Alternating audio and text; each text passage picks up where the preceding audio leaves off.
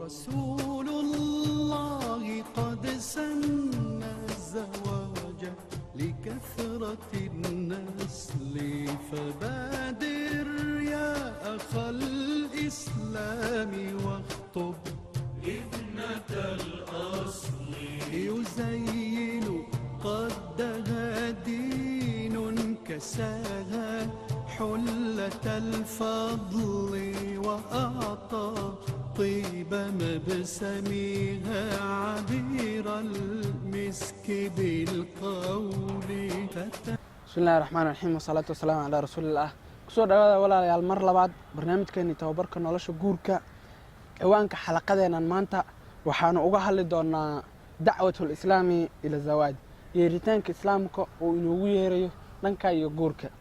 adduunka walaalayaal maanta dhammaantiis wuxuu raadinayaa qoys masaakilka ugu tirada badan ee Mareykanka maanta ka jiro waxa ka mid ah mushkilaha faqdul usra qoys la'aanta mushkiladeeda waxaa jira walaalayaal dawladooyin Eurobi ah oo adduunka laga weyn doono oo baaritaanadooda dadkooda baaxisiinka ah ay baareen oo soo heleen in adduunka oo idil ka tirtami doonaan sanadaha soo socda adduunka maanta waxa ka jira walaalayaal wasaarado qoysaska matala wasaaradaha qoyska la dhaho wasaaraddaas waxay ku lacagtaa oo ku dakhli tahay wasaaradda iqtisaadka wasaaradda dhaqaalaha wasaaradda maaliyadda wasaaradaha nooca ee dakhliga ay qaataan ay qaadataa ayaan horeeto wasaaraddaas wasiirad reer galbeed ah ayadoo ka hadlayso TV-ga waxay tiri waxa haboon in muslimiinta noo imaanaysa aan ka baranaa sida aan qoys u sameynayno sida aan carruur u soo saarayno sida carruurtaas aan u tarbiyeelayno haddaneeto waa intaas inaan ka baranaa muslimiinta maal ayay leeyihiin sax waxay leeyihiin dhaqaale sax waxay leeyihiin hub sax laakinnahum ma lahan insaan saxiix ah insaanka saxiixa ah ayaa ah midka ugu qiimaha badan adduunka sidaa darteed ayuu islaamku inoogu yeerayaa dhanka guurka islaamka yeeritaankiisa waxaan helnay inuu ku tiirsan yahay qodobo 4 ah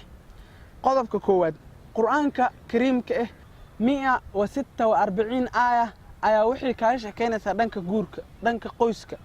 dhanka maxaa furiinka dhanka ciddada dhanka nafaqada dhanka iyo maxaa xiriirka zawjka iyo zawjadooda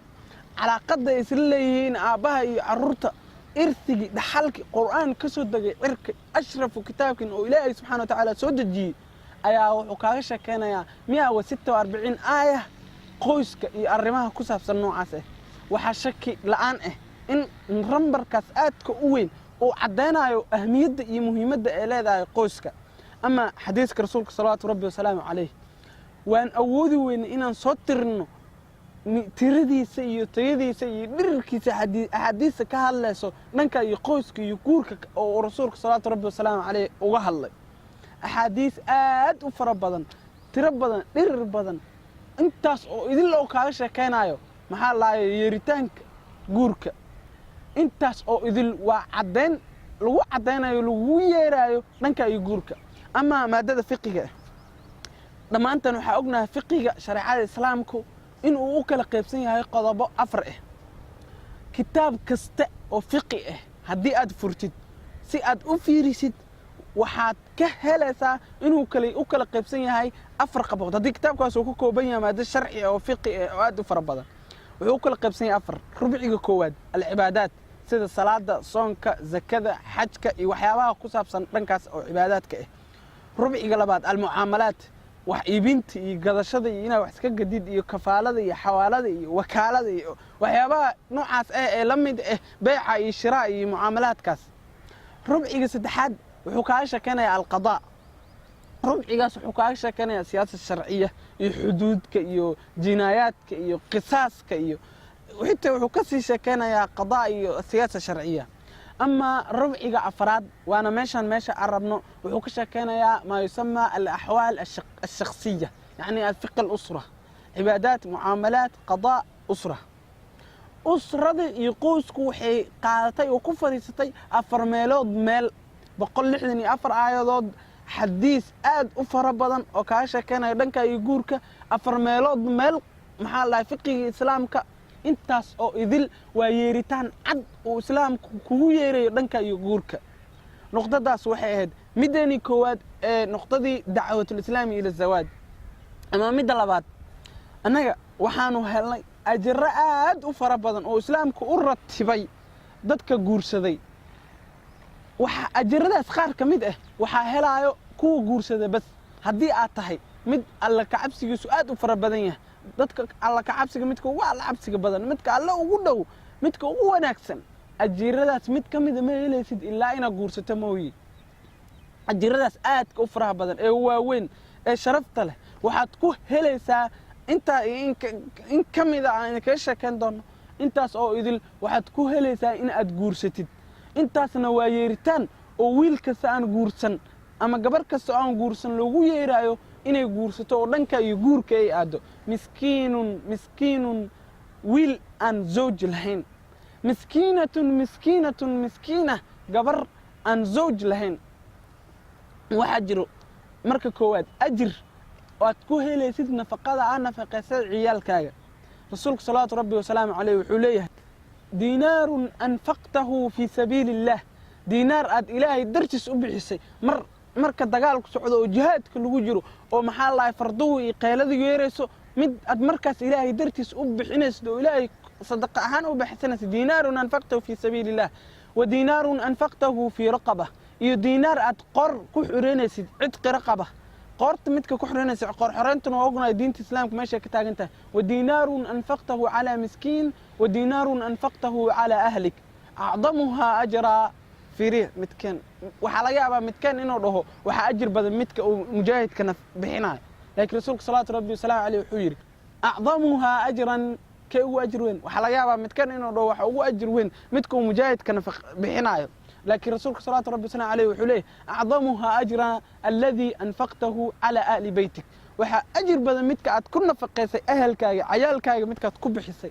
وأجر أدوين سلاسة قالت هذا الرسول صلى الله عليه وسلم عليه وحليه اللقمة يرفعها أحدكم على فم زوجته له بها أجر له بها صدقة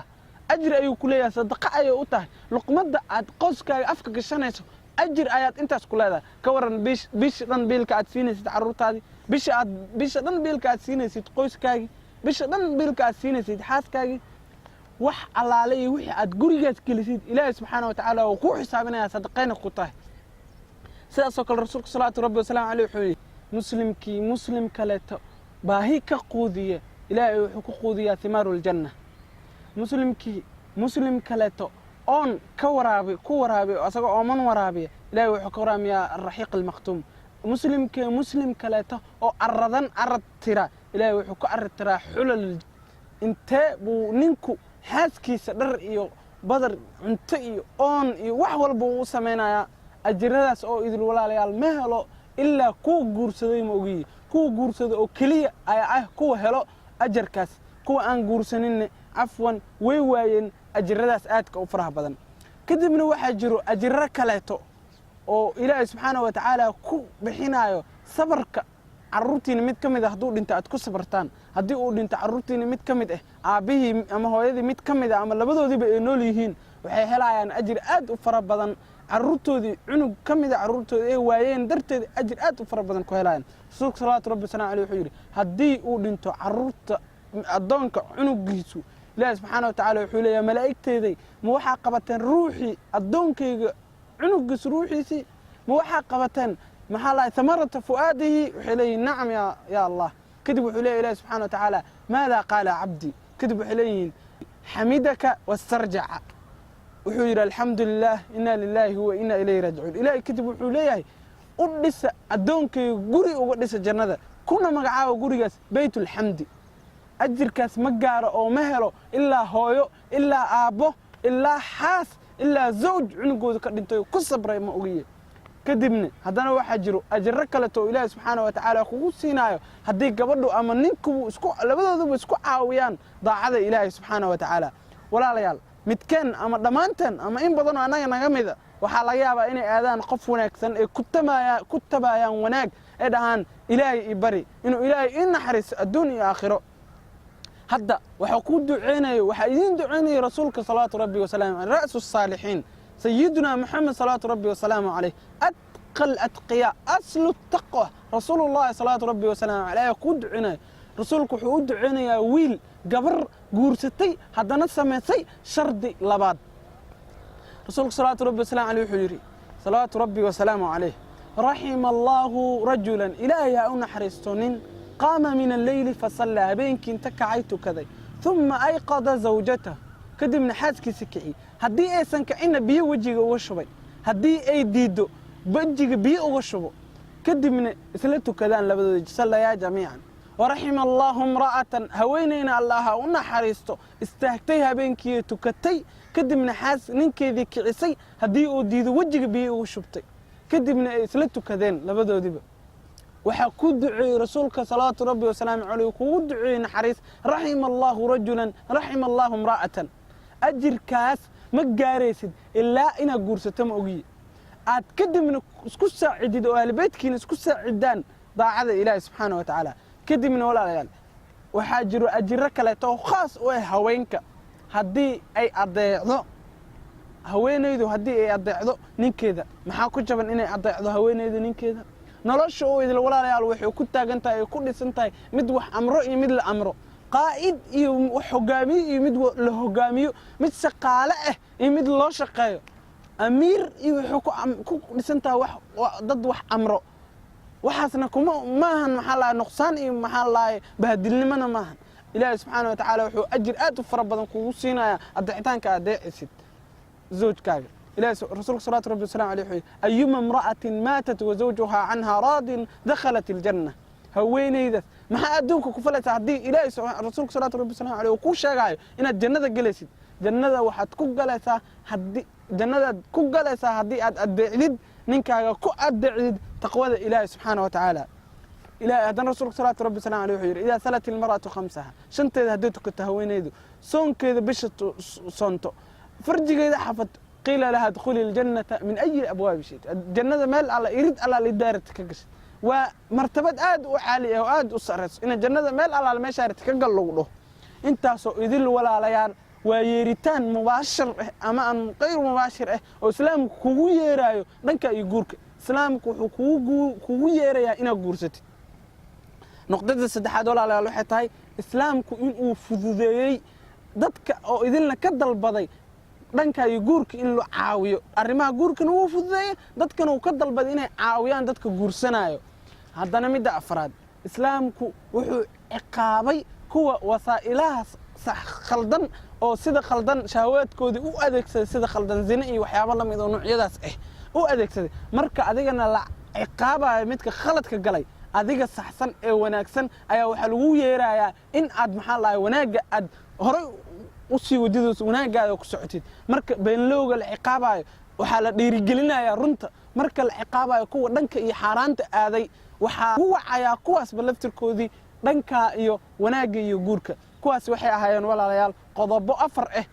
halkaas ayaynu ku dhamaanaysaa xalaqadani maanta ee tababarkeeni nolosha guurka waxaanu kulmi doonaa xalaqada soo socoto wassalaamu calaykum waraxmatullaahi wabarakaatuh